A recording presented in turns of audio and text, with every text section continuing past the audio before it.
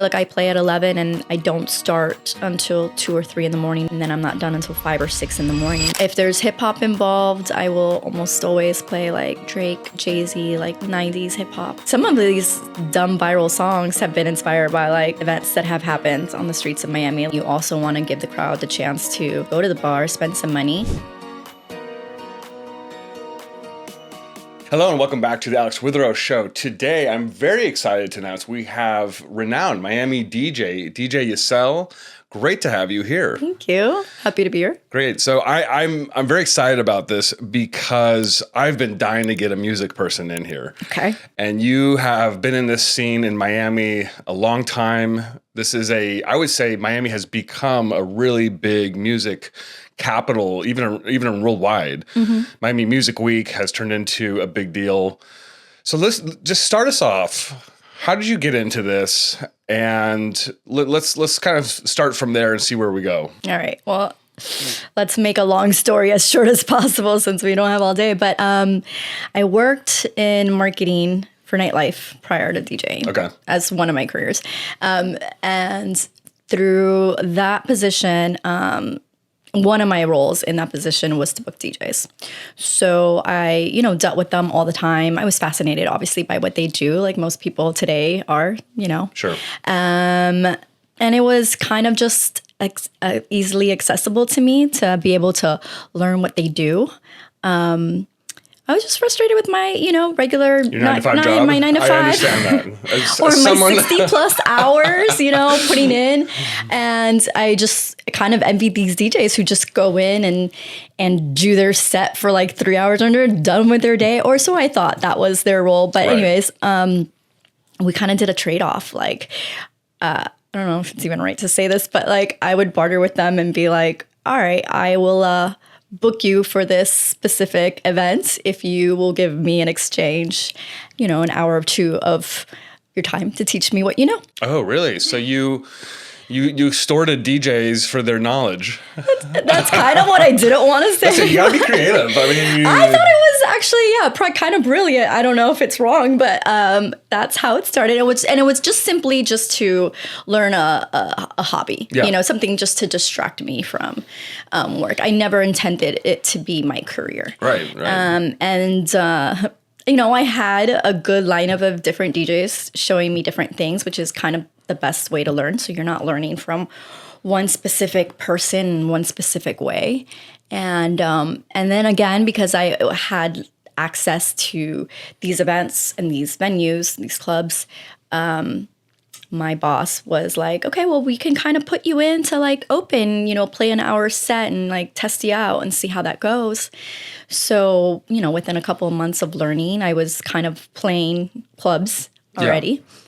So when you first talk to your boss, you're like, "Hi, I'm the booker, but I want to be a DJ," and he's like, "I know it was super awkward." This is like in the film world. This is like when the extra comes up to the director and is like, "Can I do a scene and like say a few lines?" And they're like, "What? You're a background person." Yeah, I know. I was really nervous about it, and it just kind of like stayed in my head, the idea, for a while, and then I was like, you know what, screw it, I'm just gonna tell him, and but also my boss was like my best friend for like 15 years. So we had that comfort level. It was easy. And I kind of just told him, hey, I know this is going to sound really crazy, but I think that I can DJ, or I want to be a DJ, and I think I can be pretty good at it. Yeah. And he's like, I really expected him to say, stay in your lane. I need you to focus on your work. But he was like, okay, I support this, and I'm going to help you out. And actually, it was his idea to extort the DJ. So, I just want to make that clear. Oh, okay.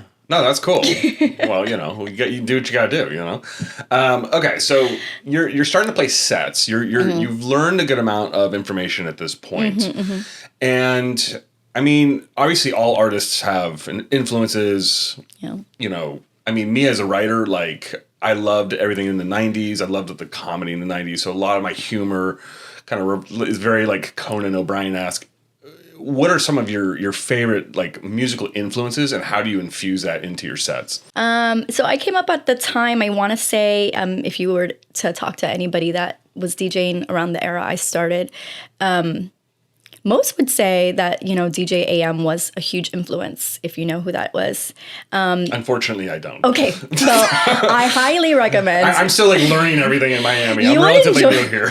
You would enjoy it. AM was an LA guy, and he had these, well, besides him being like the first celebrity DJ of that time, he had these amazing like mixtapes, and I would listen to them on my downtime, like all of them over and over again until I mesmerized them.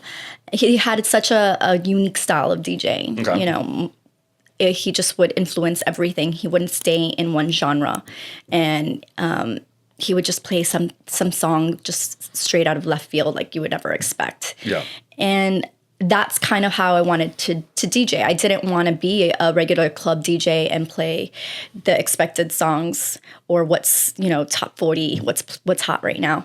I kind of wanted to do something similar to that, where it was like, no, I remember that song from like the 90s of that alternative rock song that was kind of on the B-side of the record that wasn't popular, and throw it in and kind of confuse people or introduce them to something new. So my goal was really, or what influenced me, I really loved like indie rock at that time, of like Foster the People and like you just, I don't know, not again. Okay, great. not you're like your typical pop or so no Taylor Swift. No, thank God. No. Until this day, I still don't play Taylor. Don't hate me. I commend you. I salute you. Thank you. That's interesting. So I guess there's always a balance, right? So I think in any art form, you have this balance between what works, but it's like boring and canned, right? But you can't go a little too avant-garde, because then the audience is like, what the hell is this? Yeah.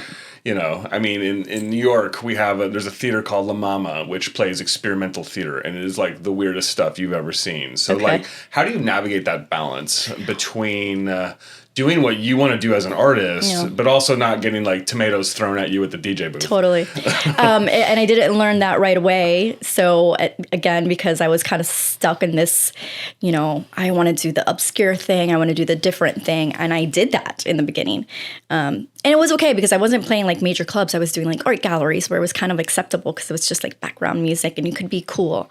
But I think it was that I was thrown into to play a club, and I just stuck to the kind of that genre that I was doing, and people weren't receptive. The club owner, I think, or the GM, whatever, came up to me and was like, you got to change this. Like, no one's dancing. That's a big problem. No, it's huge and embarrassing. But I get it, and I have myself to blame, because it's fine if you want to stay true to yourself and you want to, play things that is not acceptable to the masses, but you've got to find the places that will accept that, and that specific club wasn't for it. So, it was like either keep doing what I'm doing or change, and I did. I knew that I wanted to do this now as a living, and I'm like, the only way I'm gonna make money doing this, if I'm gonna get constantly bugged, please the crowd. Please the crowd. But somebody, I'm not sure who told me along the way, or if I even discovered it on my own, but like, you find your own formula. And I remember being told, 2 for them, 1 for you. Yeah. Or, whatever, change that up. 3. There's a similar saying in the film world where the director will say 2 for you, 2 for me, 1 for you, in terms of takes and how to do a scene. Right. So there's a lot of like similarities in art forms in this. But I think that's balance, and I was okay with that. I'm like, yeah, that makes sense. Like you please everybody else, and you kind of get your little piece of it too. Yeah. Yeah. So what do you? I mean. This just kind of makes me laugh. So, like, you've been in Miami most of your life. My whole life. Okay, your whole life. Yeah. So you've seen the whole evolution of the scene. First of all, how has the scene here evolved? I mean, I've only been here 2 years. Okay. When Miami Music Week hits, it's like the whole place shuts down, and we're like having a rave over at the coffee shop. I mean, it's like crazy. Yeah. So, I mean, how have you seen the scene grow and like, how did you start to navigate your own tastes, but also cater to the tastes of the city? Yeah. So I've really been in the scene because I was working in nightlife since young. So I was going to clubs like at 18, and were clubs I shouldn't be at. And, that was like a whole era of clubs I could mention. Oh God, I'm going to age myself if I mention some of these clubs. We're all old here, don't worry. Okay, for the viewers, because they will get it. If you get it, if you know, you know. Coconut Grove was a nightlife hub at a time, and then there was South Beach, but like at the time where Amnesia and Privé were a thing. Right. Cool places like Cafeteria existed. Like that was a time, and that was like bottle service. Doorman, like waiting in line around the block. Yeah. And the music, I knew the music because I was going out so much that I literally knew exactly what song the next DJ was going to play. Like it was just like... Oh, you would memorize their set. I wouldn't memorize. I mean, they were just lazy and they would just kind of... Right. So you actually were studying the DJ and you said, I don't want to be this lazy. Yeah. Yeah, that's good. That's good. But it kind of helped too, because whenever I would get stuck, I couldn't think of like what else to play. I'd be like, okay, well, yeah, I know that goes into that. Yeah, because John I've heard over it before. at Cafeteria does this at this time. Yeah, pretty much. But that was kind of, I think, like a big nightlife era, and then kind of dwindled. Things changed. Then Wynwood became a thing, and then it was no longer the big clubs, but the bars and the lounges. The hotel lobbies were a thing, like the Delano, the Shore Club, all of those hotels on the beach, just loungier places, not the big nightclubs. Then Wynwood with the bars. And now I think, after COVID, obviously a lot of things changed. So we lost a lot of the big clubs. And I think the bars have thrived because that's more just what people are more comfortable with. Yeah. Why do you think that changed? I mean, a lot of things, inflation, like people don't have the money or don't want to spend the money on bottle service, on admission. Yeah. People want to feel a little bit more intimate. Maybe they were just kind of feeling comfortable and being in a living room with friends during COVID. And then, a big club just might feel weird to them. Right. Have you been to Queen? I haven't been to Queen. Okay. Because they have a DJ situation. And I've been to Queen twice. And what I've noticed about that place is that it's just it's kind of big. It's a big space. It's a restaurant, but it's a big space the way you described kind of the older, large clubs. Because it was Mansion back in the day. Yeah. Huge nightclub, iconic. And I'm glad they revived it, but also that it made sense back then, not only in like the structure because it's beautiful. I mean, Queen now, from what I know, they've designed it to look very opulent and beautiful inside. But the reason it worked is because there were a lot of lively things on that same block. And now I feel like it's just not a popular block at all. So it's a destination if you're going to Queen. Like you're not bouncing around to the club across the street anymore next door. Right. I feel like nightlife has increased across America in general. Do you see Gen Z kind of has a reputation for being lame. They don't drink. They don't have sex. They don't do anything really. That's what I've heard. I don't know. I can't relate.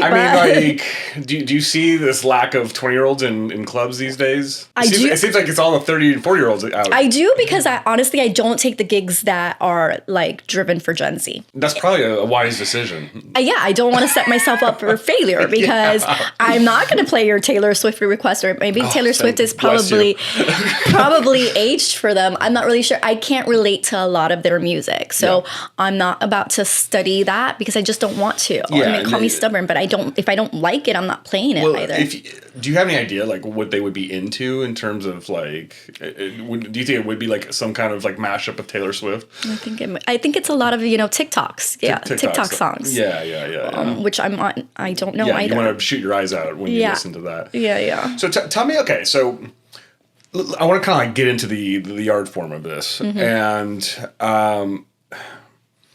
so on the low side of BPM, you have like reggae, right? That's probably like around 70 BPM. Yeah, that's pretty good. Yeah. High side, maybe like death metal rock at like 140. I don't even know because I don't play that, but we can say like drum and bass is like 140 something. Yeah. Right. So how do you progress BPM throughout the night to get, like, I'm sure you know what gets people dancing, right? So is there a balance between wearing out the audience, but still, making sure they're spending lots of money at the bar? How do you adjust that balance? Well, that's definitely a formula that I was taught in the beginning also to always keep in mind is like, yes, you want to obviously make them dance, but you don't want to, exhaust them, and you will exhaust yourself if you keep it, high energy for X amount of time that you're playing. And then you also want to give the crowd the chance to go to the bar, spend some money. So it's just about you reading the crowd is so important because you kind of want to find those pockets of, okay, I think I've played like a high energy set for about 30 minutes. Maybe I should cool it down. Not for a lot, but like, give them 5-10 minutes to breathe and bring it back up. I mean, you need that for yourself. Yeah. I know, at least for me, I get really exhausted being so focused on making sure everybody's having a good time that I just like, all right, let me step back, take a breather, regroup, figure out what I'm gonna play next. Yeah. But yeah, it's just kind of reading the crowd and giving them that chance to move, dance, and then also spend. Do you ever have nights where you're just, do you only take gigs where they will like your music, or do you have nights where you're just out there and you're like, what kind of alien race is this? Yeah. I mean, I've been doing it so long that I have definitely been put in situations.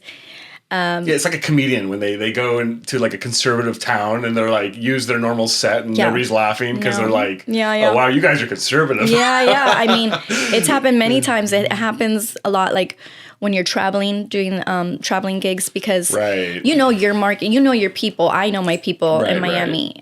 Take me out of there, and I don't know. The West Coast is probably listening to something completely different than we are. Right. Take it even further. You put me to play in Europe.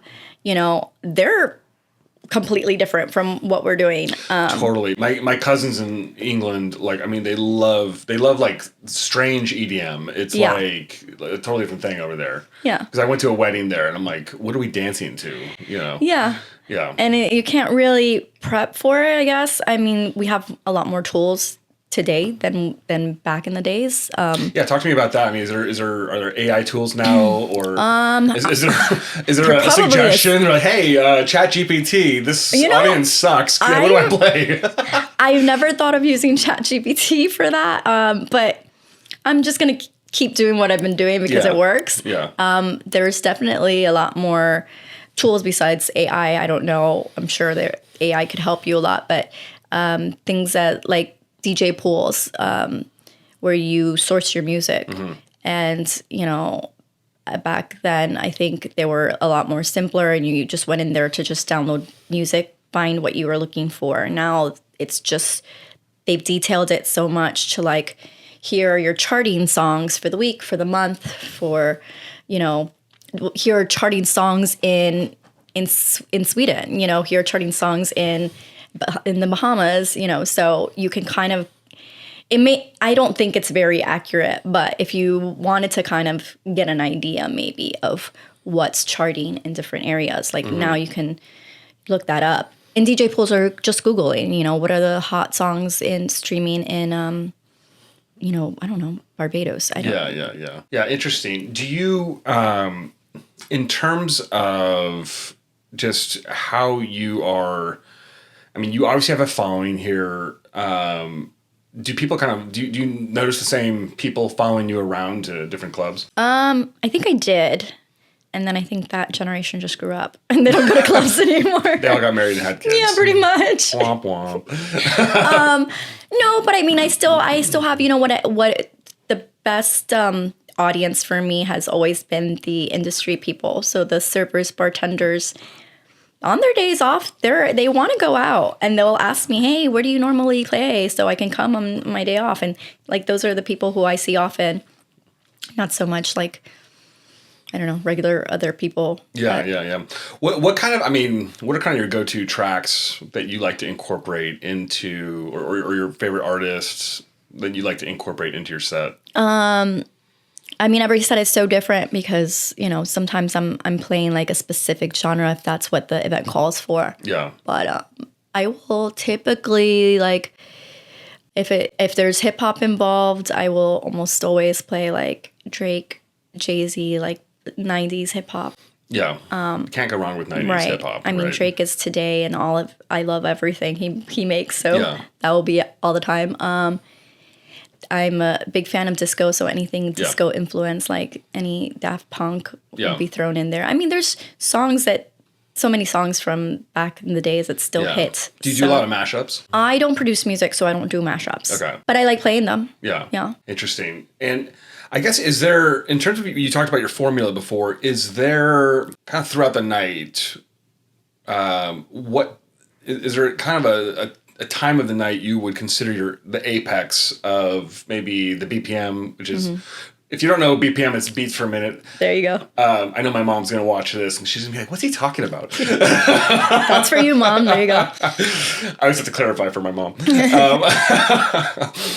Is there a time in the night when you are trying to kind of hit maximum energy, maximum dancing?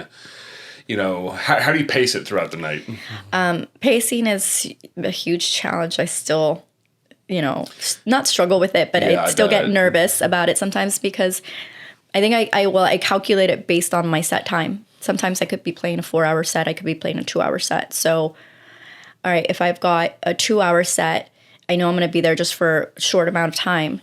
I'm taking kind of like less breathers. I might be playing a much more, you know, high energy set because, you know, I just want to get in all those hits. 4 hours, and you really got to kind of pace yourself and spread it out. Right.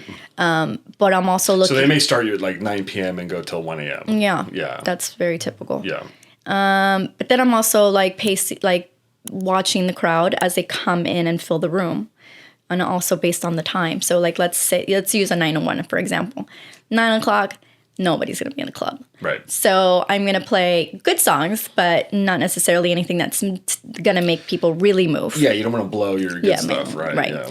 And then, you know, peak, like I'll base it 4 hours. My peak time is in the dead center of that set time. But if people aren't coming in at that time, I'm also not going to play like all the best songs. So I'm just looking at that door and I'm waiting until like I see the influx of people. That could be at the very like last 30 minutes of my set. But I'm not going to wait until that happens because it may not happen. It just might be a slow night overall, and I'm not going to play like shitty music throughout the night. So I'm still playing good music, and I'm hoping that like I'll get that like big rush of people, and then that's when I'll go hard and I'll go in. Yeah. But you kind of amp it up, kind of bring out the good stuff. Yeah.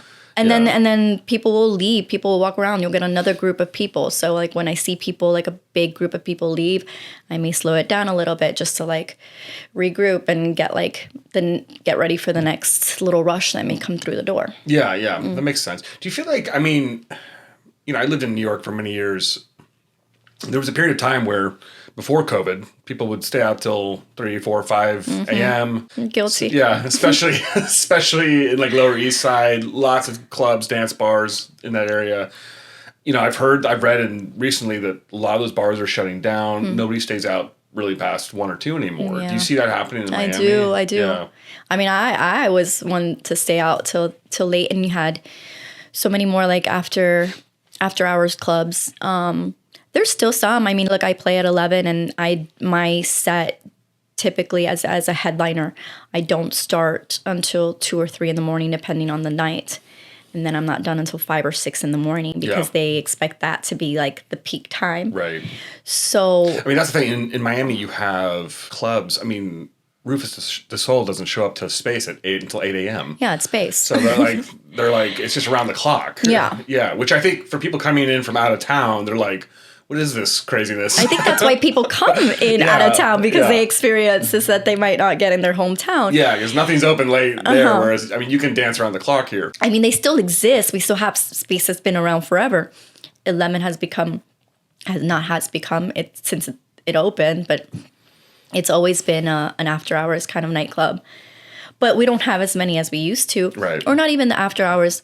I remember staying out at like a normal non-after hours club, and yeah, like we would be there till 3 or 4 in the morning, but it's just not there anymore. Yeah, what is that? Again, Gen Z, they're like... I can't relate. I'd have to get into one of their minds and be like, where are you going? What are you doing? Like, but we're just at home on TikTok. yeah, I guess it might be that. I would hate to be home at that time. I'd be like, what's next? Yeah, it's interesting how just that whole dynamic of staying out late amongst the youth has really changed. And, obviously Miami has a rich history of clubbing late. I mean, this is like ground zero for clubs in the United States. Probably here in Vegas and maybe New York. I don't know. Do you think it'd be different somewhere else? I never thought New York to have like a huge nightlife scene. Maybe I just have it. I think New York used to. Yeah. Like in the club, Studio 54 days. Yeah, when they had Sanctuary. That was like 80s and 90s. Yeah, probably not so great these days. But look, I'm very in tune with other DJs in other markets in other areas. And like, I was just talking to one that's a resident DJ in Vegas. And, Vegas is Vegas, or what we know of Vegas nightlife. And they say the same thing. Like, people aren't going out as much. We're just not as busy. We're not staying open as late. I've heard that especially about Vegas, where spending is really down there. Yeah. That's interesting. Miami has a kind of an interesting history. Actually, Amy right here. Okay. She spent some time in Amy Winehouse. I love Amy. I love Amy too, and I love this album. And Amy spent some time in Miami recording. I think Rufus Du Sol, I believe, is kind of based here now. Obviously, an international. I mean, do you see? Is Miami becoming almost like an epicenter of music worldwide? I mean, I think we've always been the epicenter of music, because we were always we were in LA where everything shuts down at 2 a.m. We've always had late hours. So, I mean, clubbing has been an important thing for so long. It's just dwindling now, and hopefully it's just a phase, but I'm sure we'll pick back up at some point and we'll go back to like those late hours. But yeah, we have a lot of DJ producers that have moved to Miami. Maybe it's not for any reason specific, because let's say, I don't know if it's David Guetta that lives in Miami, but he's not moving here to play at, one of our local clubs. He's just here because the lifestyle, or maybe he finds inspiration making music, playing music, from the balcony of his penthouse, Right. Something like that. You actually brought something up that is interesting to me, because I have a theory. The reason why New York has always had the theater and acting industry there, I mean, it has a rich history. I mean, it started there in the 20s. But in my opinion, as someone who lived there, you get so much inspiration just walking the streets there. I mean, it's crazy. Yeah, no, you see weird stuff all the time. Right. I mean, I get inspired, and it's not even like my world, but totally. And if you're preparing for a role, you can steal behavior all day long in that city, which is it's like a gift to artists. You're walking around, you're like, oh my god, I have to use that. Yeah. There's some guy, like some 70-year-old guy doing push-ups on the cement. You're like, I'm definitely using that in my next scene. Yeah. And so, does the same thing happen in Miami for DJs? Do things happen? Do you see things? Do you experience things here that inspire your music set? Yeah, I mean, I think so. People I don't produce music, unfortunately, but I'm sure a lot of these DJ producers who are making music, some of these dumb viral songs have been inspired by events that have happened on the streets of Miami, like current events, or so I mean, definitely Miami is sort of an inspiration We do a lot of stupid things, so there's a lot of it's not as like crazy as New York, but it's just kind of wacky. Yeah, there's wacky like a lot is of a good word to say.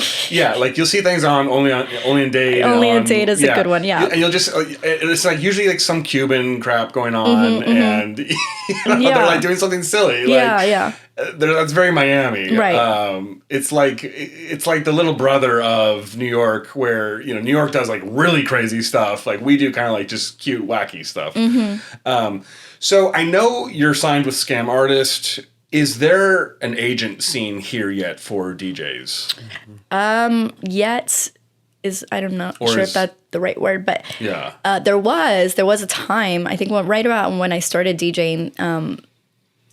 Everybody wanted to have like a kind of an agency. Yeah. So I think there was at one point when we had like 4 agencies in Miami, and all kind of competing for each other, right? Because there wasn't as many DJs back then either. So everyone kind of wanted to pull, no, you come with me, you come with me. So there was, I still know like 1 or 2 local agencies, but Scam has been around since before I even started. So they're really, I think, up there in that like top tier of agencies.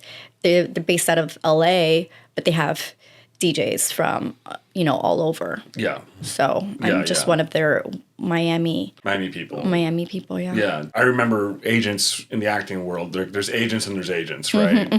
Some are phenomenal. Some do amazing things for you. Yeah. And some, and then sometimes they just don't do much. Yeah. Yeah. No. I would assume Scam is pretty solid. They're solid because I always kind of had a behind the scenes when I used to book DJs. We used to book a lot from Scam. So I always kind of knew. They would send over an agreement and I would be reviewing the agreement and I'd be like, wow, this is like really like solid.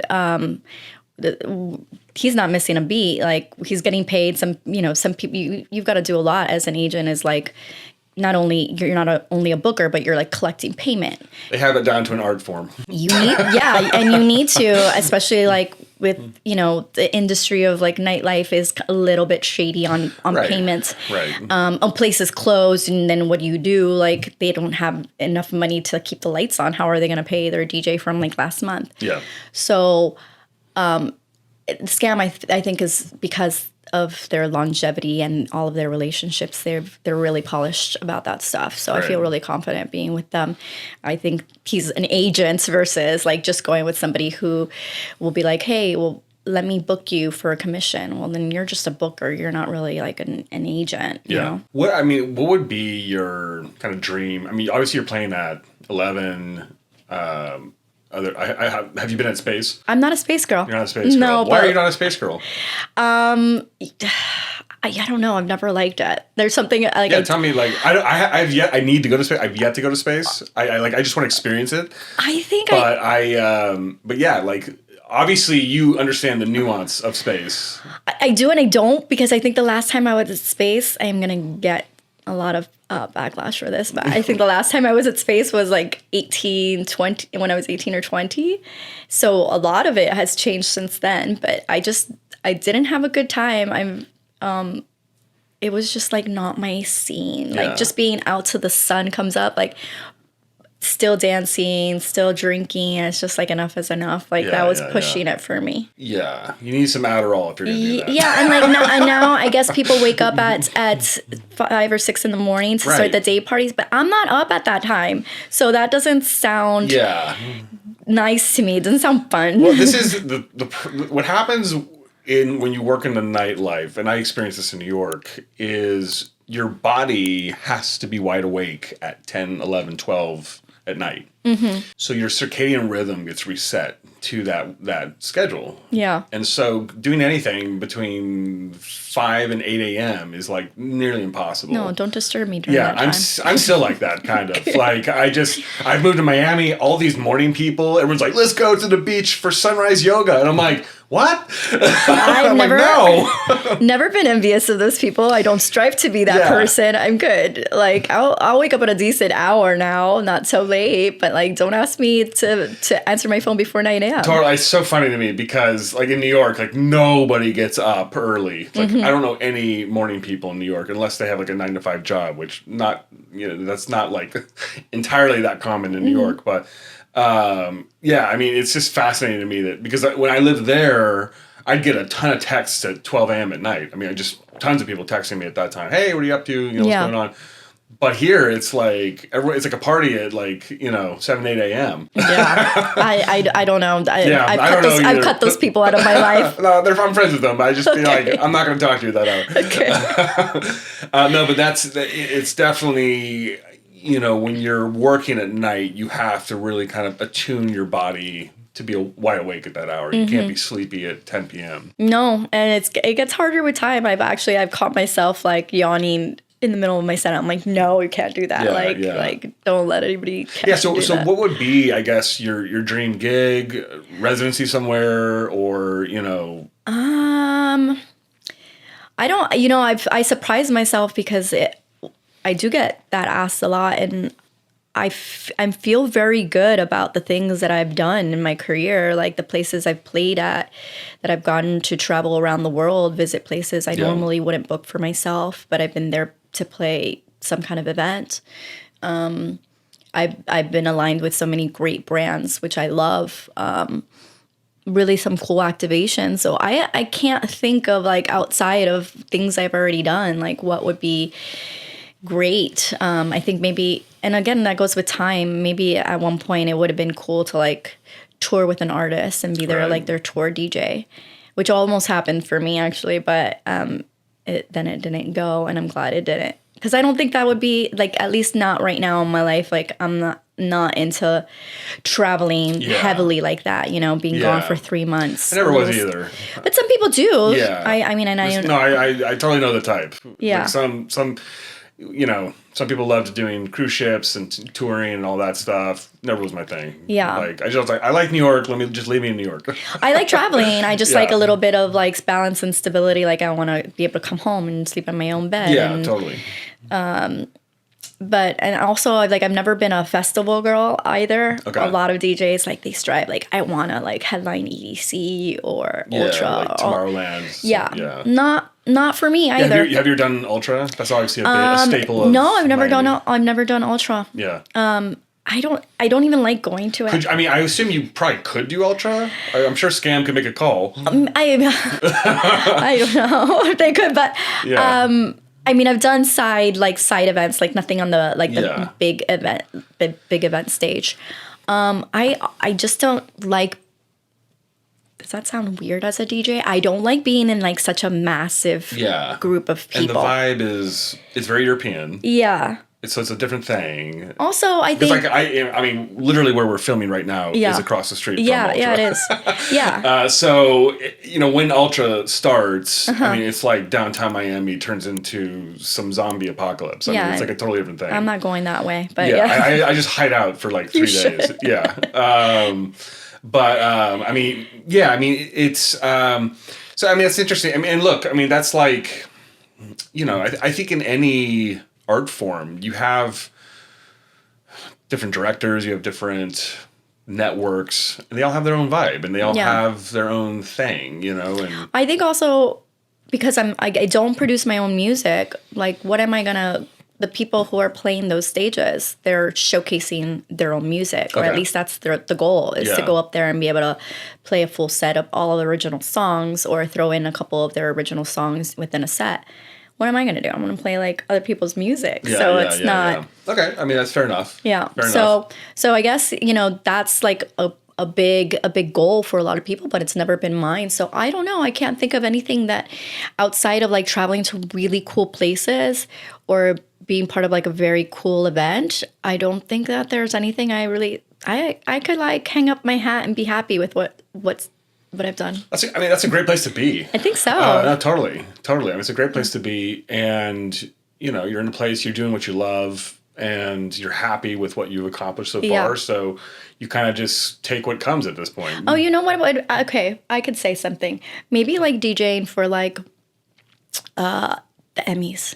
The Emmys. Yeah, or something like or red Oscars carpet. or, Yeah. Red Red carpety. Like yeah, that'd be cool. Yeah. That'd be cool. No, definitely. For sure. Well, I guess in terms of, so where can we find you normally around here? Because to be honest, I'd love to see you perform live. So where can we, for those who are local in Miami, where can we see you on the regular? On the regular. Well, people might have known me as being like the Hyde Beach girl. I was the pool party girl for all of its existence of like 12 years, and that just recently closed. So you can't find me there anymore on Saturdays. My residency's kind of like changed now. It's not consistent like they used to be. I'm still at 11, but you've got to check that schedule because it's different every month. How often are you at 11? Once a month. Once a month, okay. Yeah. I do stuff at Soho House, but I do a lot of private events. So yeah, you won't be able to catch me there. Yeah. And then That's like when David Beckham's like having a party. Yeah, something like that. Sorry. But then I travel. I'm traveling a lot outside of Miami. So and I do get hit up sometimes, like friends that happen to be in the Bahamas at the same time as me, and they're like, "Hey, I see that you're playing at Atlantis." I'm like, "Yeah, come through." Yeah.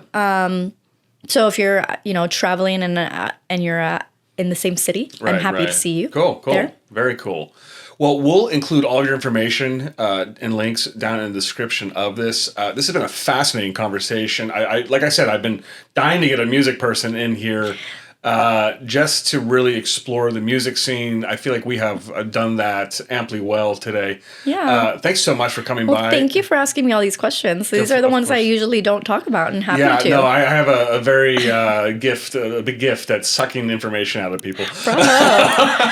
It's a good gift. A good gift to have. I'm painfully inquisitive. And it's like I'm not even like you can sneak one by me. I'd answer it without. Yeah, I've done that a few times to I'm people. sure you have. I make them a little grumpy sometimes. There's been a few ambushes in here. Oh gosh. Well, thank you for not ambushing me, as far as I know. All I have to say, we'll include all your links down below. Definitely would love to see you. I guess 11. We'll see you at 11. Yeah, it's nearby. So yeah, it is nearby. But thank you so much for coming in. Great to have you here, and good luck to you in the future. Thank you. I appreciate it. Thanks so much. Definitely. Thank you.